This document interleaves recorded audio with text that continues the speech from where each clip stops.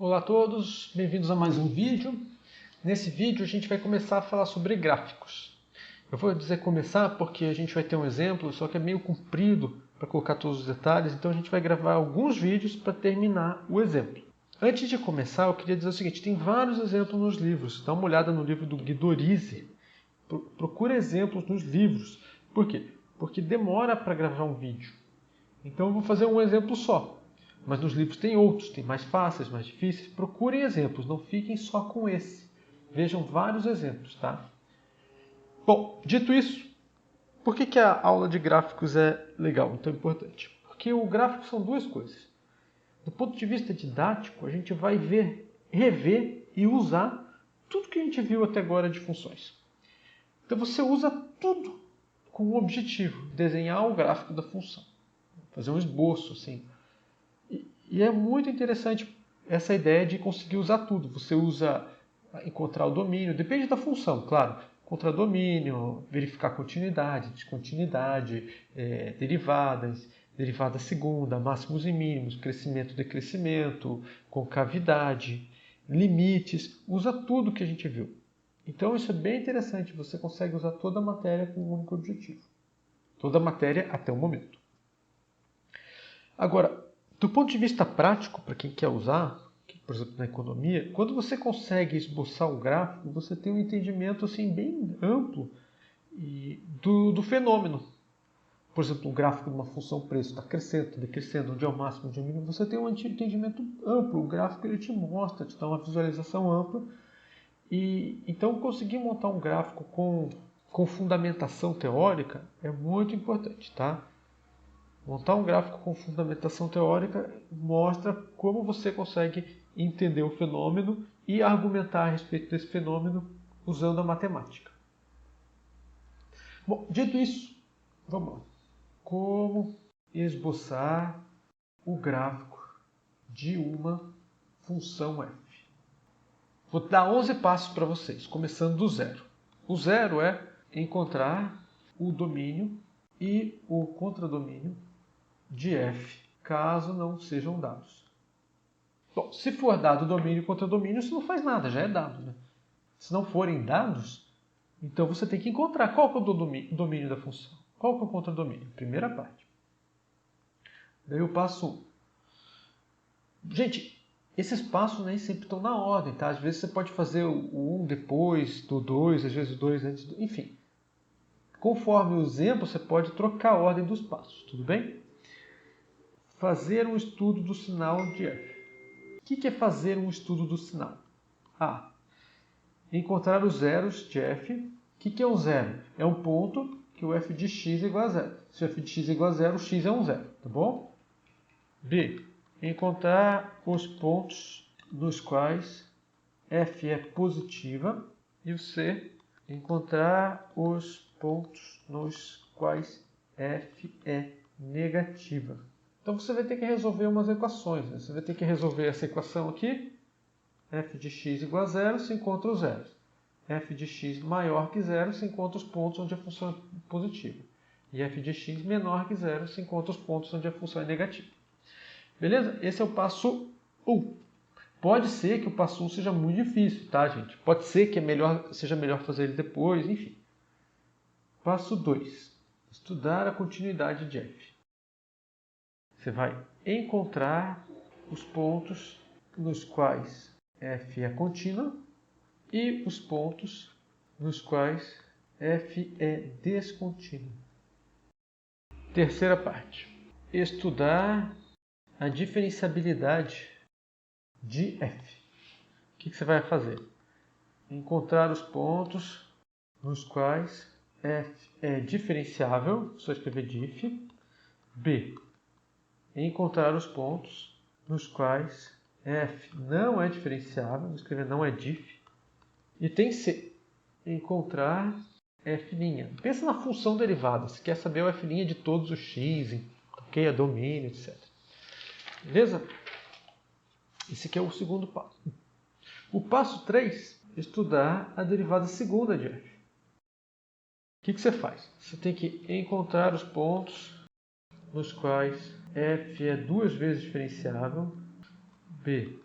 encontrar os pontos nos quais f não é duas vezes diferenciável e c, encontrar a derivada segunda, a função derivada segunda. Tudo bem? Bom, esse não era o 4? Vamos ver se... Esse era o 4, né? O 4. Então agora é o 5. Quinto passo, o que você faz? Estudar o crescimento e decrescimento de f. Ou seja, encontrar os intervalos de crescimento de f e b, encontrar os intervalos de decrescimento de f. Normalmente usa-se a derivada primeira para fazer isso, tá? 6. Estudar a concavidade de f. O que quer dizer isso? Encontrar os intervalos nos quais f é côncava para cima e os intervalos nos quais f é côncava para baixo. Tudo bem? Tem mais? Tem. Disse que eram 11 passos, a gente está no 7º. Mas está 6 aí, que começou no 0. 7. Encontrar os pontos de máximo e de mínimo, que locais e globais de f. Então você conta todos os pontos de máximo e mínimo locais e globais de f. Ah, só uma coisa. Nesse passo aqui, ó, no estudo da concavidade, eu esqueci de dizer. Você encontra os intervalos no quais côncava para cima, os intervalos côncava para baixo, e encontrar os pontos de inflexão também, tá? Ok? 8. Calcular limites importantes, conforme o caso. Por que conforme o caso? Depende da função, depende do domínio. Por exemplo, você vai ter esse aqui, ó, limite quando x tende a infinito, mais infinito de f de x. Se for o caso, você calcula isso, vê se existe, se não existe. Tá bom? Mas às vezes não é o caso. Vai que a função está definida, sei lá, de 2 até 5. Gente, o x não tende a infinito, não faz sentido falar esse limite, tá bom? O que mais? Vou com o livro que está outro. Limite quando x tende a menos infinito de f de x. Também. Limite quando x tende a p pela direita de f de x. E limite quando x tende a p pela esquerda do f de x, se p é ponto de descontinuidade. Bom, tem alguma outra coisa importante? Limite quando x tende, sei lá, p pela direita de f de x, se f está definida em, sei lá, do p até um b aqui, mas não está definida em p. Você calcula esse limite. Você quer, olha, ela não está definida no P, mas conforme você vai se aproximando do P pela direita, o que acontece? E o limite, quando x tende a P pela esquerda do f de x, se f está definida em, aqui, do A até P, mas não está definida em P. Então, ela não está definida no P, mas o que acontece quando ela se aproxima do P? Então, você calcula esses limites, tá? O limite pela direita, o limite pela esquerda. Tá bom? Conforme o caso, às vezes um deles não faz sentido. Tá? 9. Calcular f de p nos seguintes casos. P é ponto crítico. O que é um ponto crítico? Ou f não é diferenciável em p, ou a derivada de f em p é zero. P é ponto de inflexão de f, caso esteja no domínio. Tá? Você calcula o f de p. Se P é ponto de máximo ou de mínimo, aqui global ou local, tá? De f. Você calcula o f de P. Tudo bem? Tem outro caso? Quando f não é contínuo em P. Bom, nesses casos aqui você calcula o f de P, pelo menos, tá? Pode-se calcular outros? Pode, caso você queira, você acha que vai ajudar a fazer o gráfico, você pode calcular outros f de vários pontos. Mas esses aqui são bem importantes. Quando P é um ponto crítico, ou seja, a função, a derivada é zero, ou ela não é diferenciável em P. Tá? Se ela não for, na verdade o D ele já está incluído aqui, porque se ela não for contínua em P, ela também não é diferenciável. Tá? Mas eu escrevi bastante. P é um ponto de inflexão, ou P é um ponto de máximo, ou de mínimo global local de F. Tá bom? O 10, usar todos os casos anteriores para esboçar o gráfico de F. Então vamos dar os exemplos? Ó, gente, esse exemplo aqui eu não vou terminar. Eu vou começar o exemplo e só vou terminar em outros vídeos. Tá? Não é que eu não vou terminar, eu vou terminar, mas em vários vídeos. Por quê? Porque ele é comprido e a gente vai colocar todos os detalhes, tá bom? E não é um exemplo do mais fácil do mundo. Ele é fácil, mas ele é muito trabalhoso. Tem exemplos muito mais trabalhosos ainda, então vamos ficar com eles. Eu não quis passar nem fácil demais, nem difícil demais para vocês. Então, o exemplo é o seguinte.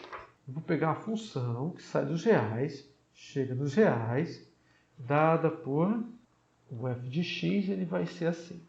Ele vai ser x ao cubo menos x ao quadrado menos x mais 1, se o x é menor ou igual a 2, e x quadrado vezes ln de x, se o x for maior do que 2.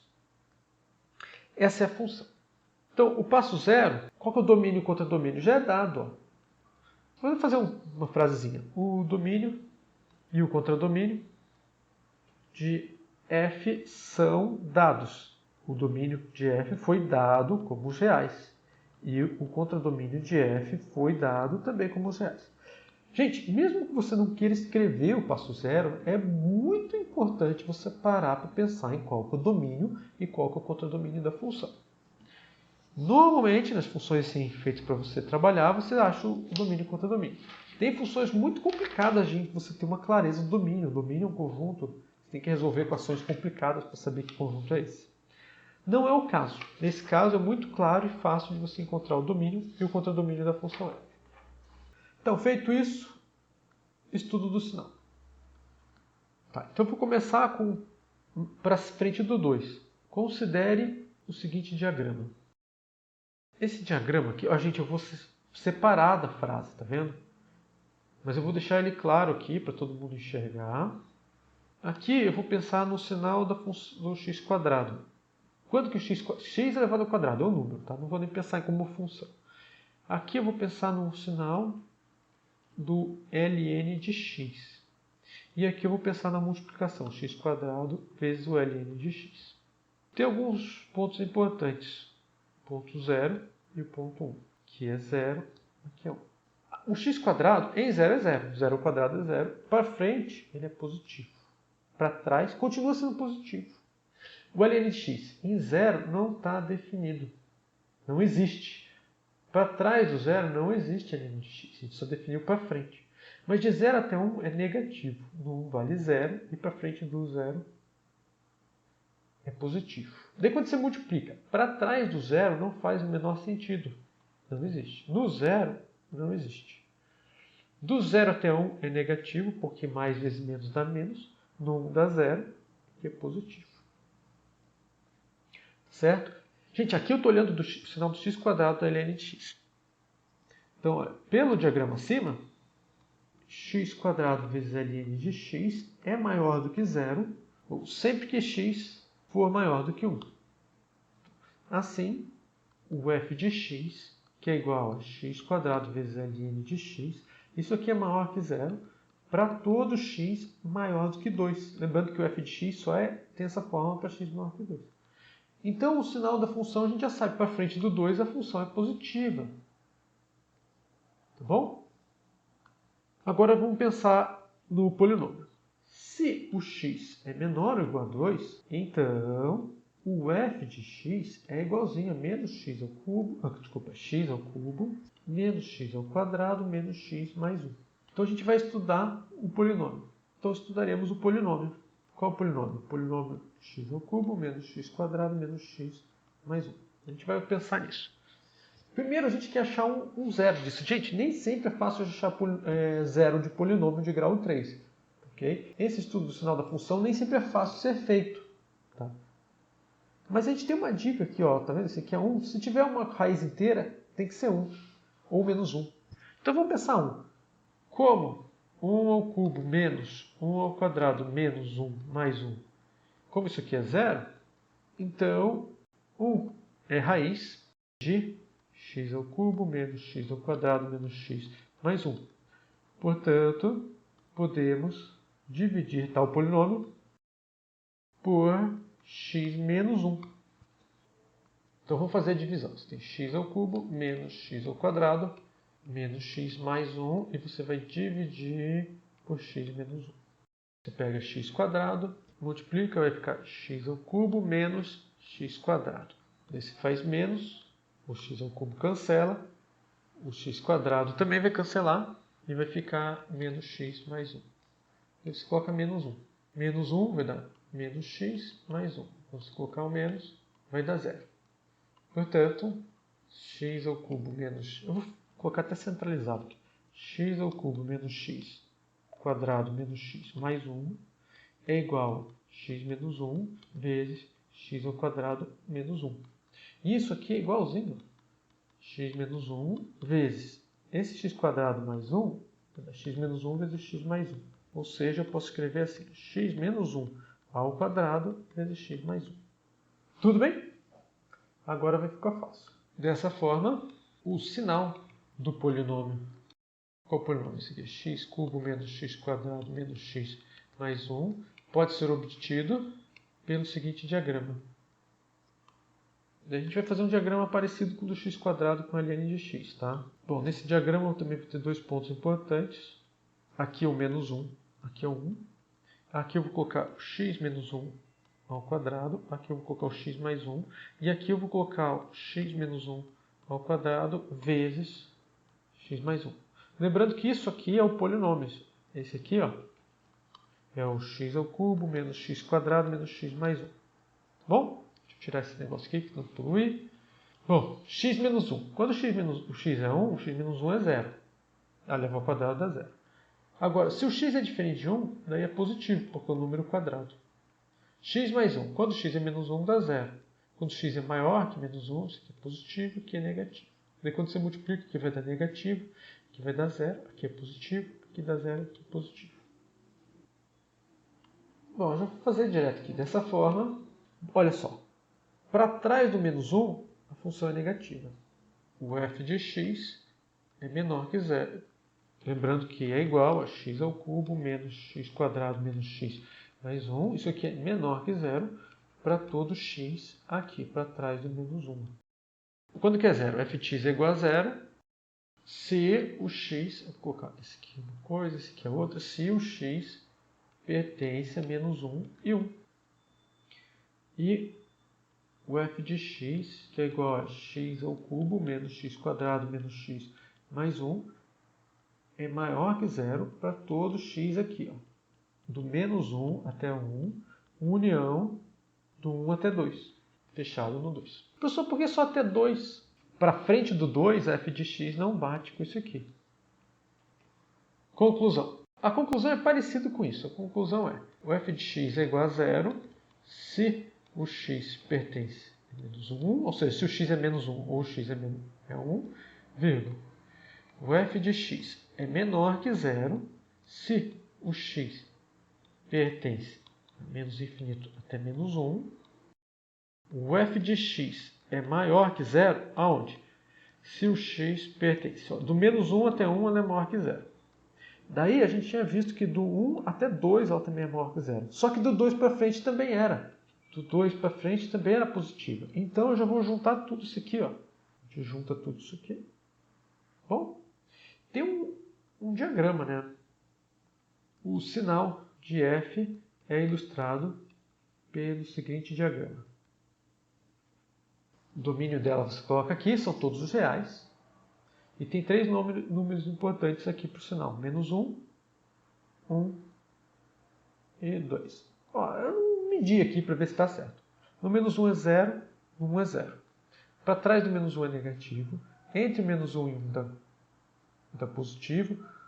Do 1 até 2 é positivo. E para frente do 2 também é positivo, tá? O 2 nem precisava aparecer aqui no sinal, mas é só para lembrar que ele muda. No 2 muda a regra, mas continua sendo positivo. Okay? Então, para frente do 2 continua sendo positivo. E esse é o estudo do sinal. Bom, por enquanto eu vou ficar por aqui, gente. Nos próximos vídeos a gente vai fazer os outros passos, tá? Por quê? Para ser mais fácil editar o vídeo, ficar menor também, não ficar muito comprido. Então, nos próximos passos, vocês lembrem desses vídeos. Eu vou fazer de conta, vou imaginar, que vocês estão assistindo os vídeos na sequência e que vocês colocaram tudo no caderno e tem um caderno para consultar os passos anteriores. A gente vai usar esse passo aqui, então eu vou só falar, no vídeo a gente viu isso e vou usar. Então você bota no caderno de vocês. Até o próximo vídeo então. Tchau!